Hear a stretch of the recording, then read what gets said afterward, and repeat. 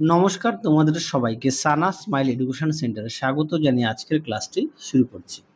আজকে তোমাদের সঙ্গে আলোচনা করব তোমরা যারা নবম শ্রেণীর তৃতীয় পর্যায়ক্রমিক মূল্যায়ন পরীক্ষা দেবে তোমাদের জন্য রায় ও মার্টিন প্রশ্ন বিচিত্রা থেকে আজকে সমাধান করব নবম শ্রেণীর ইতিহাস বিষয়ে মডেল নাম্বার 1 অর্থাৎ 1 নম্বর স্কুলের যে সমস্ত ছোট ও বড় প্রশ্নগুলি আছে তার সমস্ত প্রশ্নের উত্তর সমাধান করে দেখাবো। আর তোমাদের আগের ভিডিওতে আমরা নবম শ্রেণীর সমস্ত বিষয়ের সাজেশন দেওয়া আছে, এছাড়াও বাকি মডেল সেটগুলো সমাধান করে দেওয়া আছে। তোমরা যারা এখনো দেখোনি আমাদের প্লে লিস্টে গেলে পেয়ে যাবে। চলো দেখো প্রথম প্রশ্ন কি আছে। বিভাগ কয় একে সঠিক উত্তরটি বেছে নিয়ে লেখো। এক জায়গায় আছে ষোড়শ লুইয়ের প্রাণদণ্ড হয়, উত্তরটা হবে অপশন সি 1793 খ্রিস্টাব্দে 21শে জানুয়ারি। দুই দেখো নেপোলিয়ন সিজালপাইন প্রজাতন্ত্র প্রতিষ্ঠা করেন, উত্তরটা হবে ইটালিতে, অপশন সি। তিনি দেখো ন্যায্য অধিকার নীতি অনুযায়ী অস্ট্রিয়ার সিংহাসনে ফিরিয়ে আনা হয়, উত্তরটা হবে হ্যাবসবার্গ বংশ, অপশন ডি হ্যাবসবার্গ বংশ।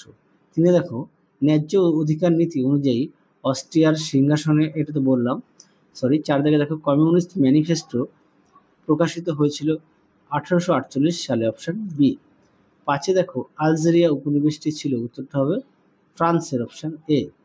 6 দেখো স্মিটনের আবিষ্কারটি হলো, সঠিক উত্তর হবে ব্লাস্ট ফার্নেস, অপশন সি।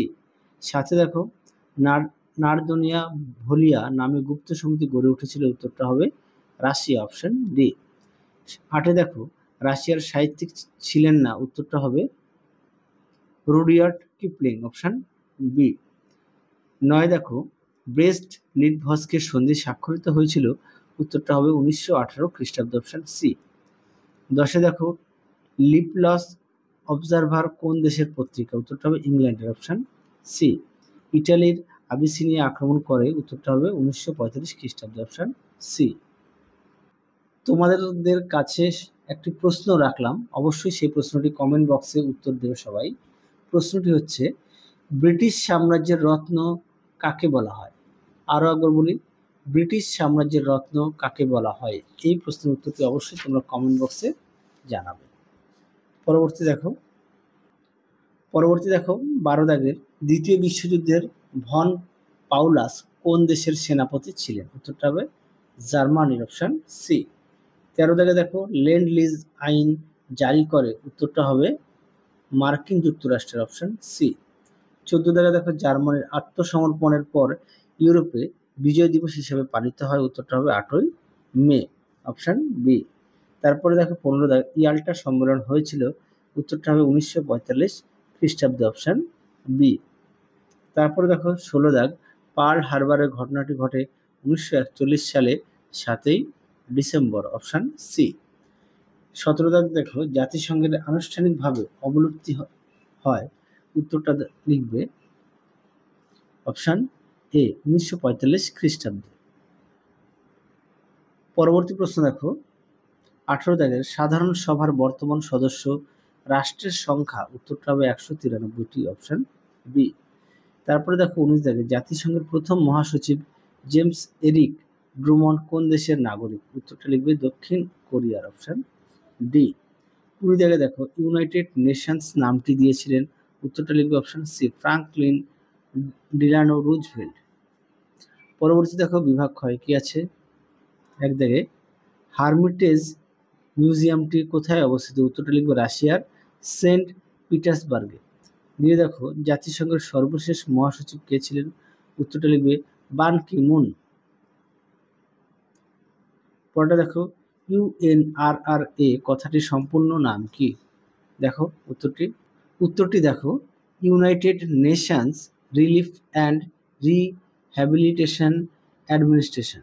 পরবর্তী দেখো 4 দাগের নেপোলিয়ন কত খ্রিস্টাব্দে কনফেডারেশন অব দ্য রাইন গড়ে তোলেন, উত্তরটা লিখবে 1806 সালে।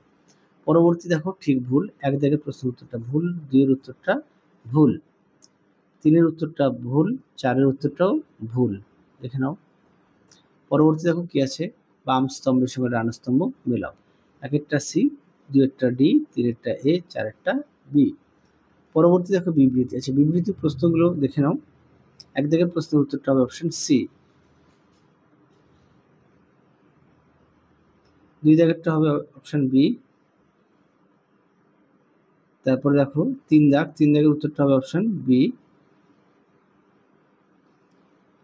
পরবর্তী দেখো 4 দাগ, প্রশ্নটা দেখে নাও, উত্তরটা হবে অপশন এ। আশা করি দেখে নিয়েছো। পরবর্তী দেখো বিভাগ গয়ের কি প্রশ্ন আছে।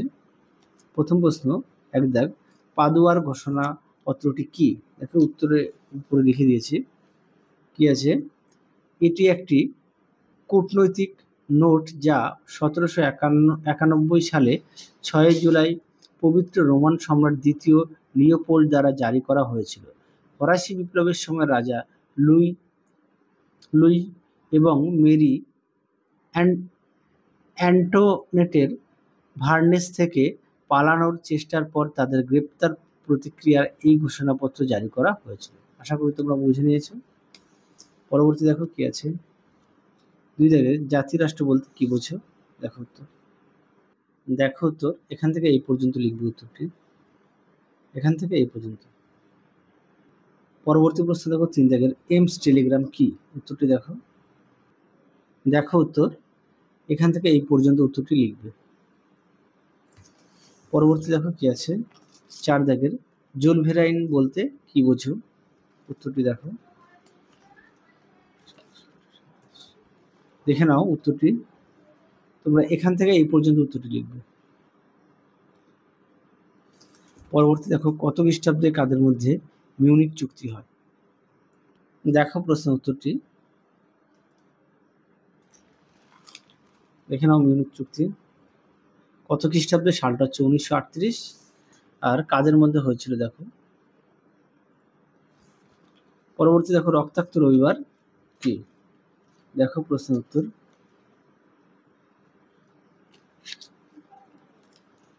দেখে নাও। তোমাদের আগের ভিডিওতে সমস্ত বিষয়ের সাজেশন দেওয়া আছে, তোমরা যারা এখনো দেখোনি আমাদের প্লেলিস্ট থেকে সাজেশন পেয়ে যাবে। পরবর্তী প্রশ্ন দেখো। পরবর্তী দেখো 7 দাগ, কে কোন পরিস্থিতিতে হুভার মোরাটোরিয়াম ঘোষণা করেন। উত্তরটি দেখো প্রশ্ন উত্তর, এখান থেকে এই পর্যন্ত লিখবে। পরবর্তী দেখো কি আছে। 8 দাগের ভাইমার প্রজাতন্ত্র কাকে বলে। দেখো প্রশ্ন উত্তর, এখান থেকে এই পর্যন্ত লিখবে। পরবর্তী প্রশ্ন দেখো ঘেটো কি আর ডিডে বলতে কি বোঝো। দেখো প্রশ্ন উত্তর, দেখে নাও ঘেটো কি। পরবর্তী ছিল কি ডিডে বলতে কি বোঝো। দেখো প্রশ্ন উত্তর,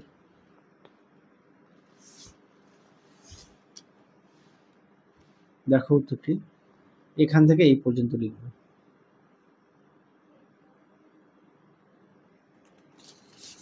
পরবর্তী প্রশ্ন দেখো ট্রুম্যান নীতি কি। দেখো প্রশ্ন উত্তর, ট্রুম্যান নীতি দেখো উত্তরটি, এখান থেকে এই পর্যন্ত লিখবে।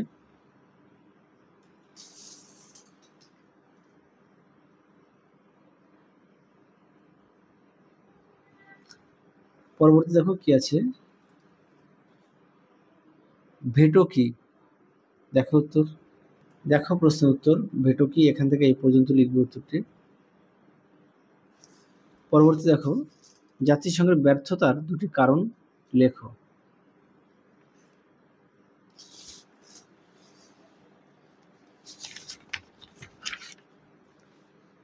দেখে নাও প্রশ্নটি, উত্তরটা দেখে নাও। এখানে 6টি দেওয়া আছে, তোমরা পড়ে নিয়ে লিখবে। পরবর্তী দেখো রোম বার্লিন টোকিও জোট বলতে কি বোঝো। দেখো প্রশ্ন উত্তর,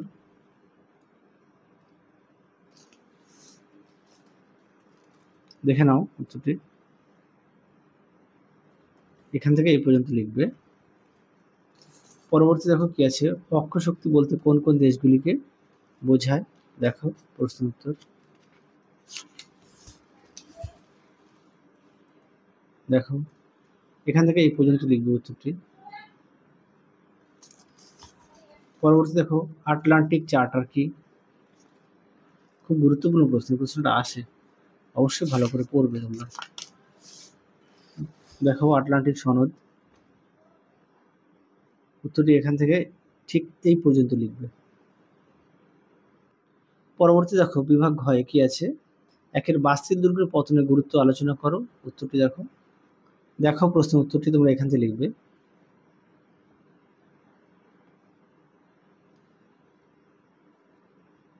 অবশ্যই পয়েন্ট দিয়ে লিখবে, আর অবশ্যই প্রতিটা বিষয়ে পাঠ্য বই খুঁটিয়ে পড়বে, পাঠ্য বইয়ের দিকে অবশ্যই গুরুত্ব দেবে। পরবর্তী দেখো কি আছে, নেপোলিয়ন বোনাপার্টের শিক্ষা ও অর্থনৈতিক সংস্কার আলোচনা করো। দেখো প্রশ্ন উত্তরটি, দেখো অর্থনৈতিক সংস্কারটা দেখা আগে। অবশ্যই পয়েন্ট দিয়ে লিখবে। পরবর্তী ছিল শিক্ষা সংস্কার, তাই তো?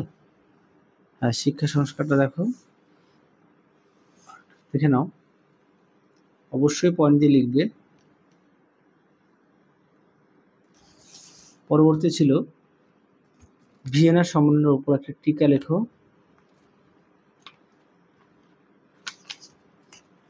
দেখো প্রশ্ন উত্তর,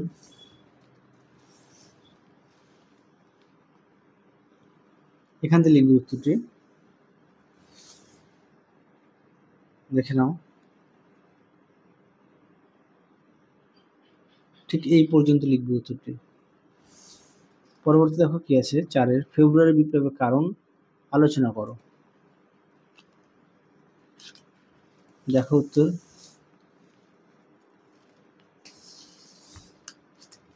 দেখো উত্তরটি,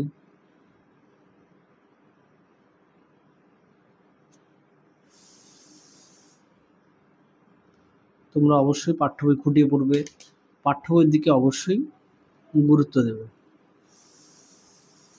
ঠিক এই পর্যন্ত উত্তরটা লিখবে। পরবর্তী প্রশ্ন দেখো কি আছে, ভারতীয় ব্রিটিশ সাম্রাজ্যের রত্ন এই উক্তিটি যথার্থ বিশ্লেষণ করো। দেখো উত্তরটি, দেখো উত্তরটি, এখান থেকে এই পর্যন্ত লিখবে।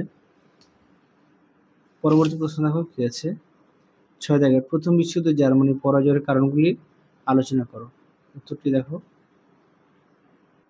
দেখো উত্তরটি, এখান থেকে লিখবে, এখান থেকে দেখে নাও, পয়েন্ট দিয়ে দেওয়া আছে, ঠিক এই পর্যন্ত লিখবে। পরবর্তী প্রশ্ন দেখো, 7 দাগের ভার্সাই সন্ধির মধ্যে দ্বিতীয় বিশ্বযুদ্ধের বীজ লুকিয়ে ছিল, এই উক্তিটি যথার্থ বিশ্লেষণ করো। উত্তরটি দেখো, আমি তোমাদের টিকাটা দেখিয়ে দিচ্ছি, তোমরা একটু দেখে নাও ভার্সাই সন্ধির, এখান থেকে একটুখানি তোমরা নিজেরা পড়ে নিয়ে লিখবে। দেখো লিখে দেওয়া আছে, ভার্সাই সন্ধির মধ্যে দ্বিতীয় বিশ্বযুদ্ধের বীজ নিহত ছিল, দেখে নাও। পরবর্তী প্রশ্ন দেখো, স্পেনের গৃহযুদ্ধ সম্পর্কে লেখো। দেখো উত্তর, কারণ, গৃহযুদ্ধ, গুরুত্ব, ঠিক এই পর্যন্ত উত্তরটা লিখবে।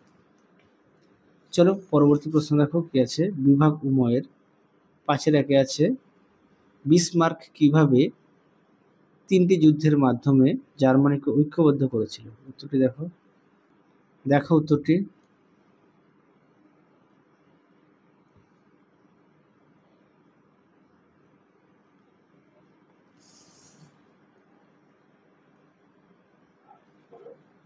দেখে নাও, এই পর্যন্ত লিখবে। পরবর্তী দেখো 2 দাগে তোষণ নীতি বলতে কি বোঝো, দ্বিতীয় বিশ্বযুদ্ধের জন্য তোষণ নীতি কতটা দায়ী ছিল। দেখো উত্তর, উত্তরটি তোমরা এখান থেকে লিখবে, দেখে নাও, দেখে নাও উত্তরটি। দেখো এখানে পয়েন্ট দেওয়া আছে, দ্বিতীয় বিশ্বযুদ্ধের জন্য তোষণ নীতির দায়িত্ব, দেখে নাও। তারপরে দেখো অবশ্যই পয়েন্ট দিয়ে লিখবে।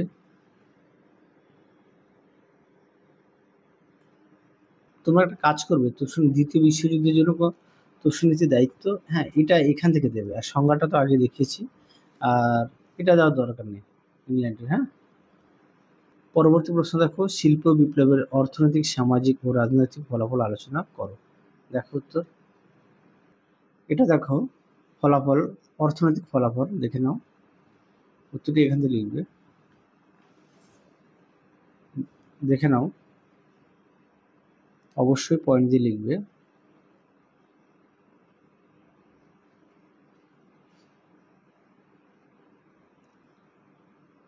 এটা দেবে অর্থনৈতিক ফলাফল। তারপরে দেখো, আর এটা দেবে রাজনৈতিক ফলাফলটা। তারপরে দেবে সামাজিক, দেখে নাও, দেখে নাও। তোমাদের আগের ভিডিওতে সমস্ত বিষয়ের সাজেশন দেওয়া আছে, তোমরা যারা এখনো দেখোনি আমাদের প্লে লিস্টে গেলে পেয়ে যাবে। তাহলে চলো আজকের মতো এখানেই সমাপ্ত করছি। আবার দেখা হবে খুব শীঘ্রই তোমাদের পরবর্তী ভিডিওতে। তোমরা সবাই সুস্থ থেকো, ভালো থেকো। আজকের মতো টাটা।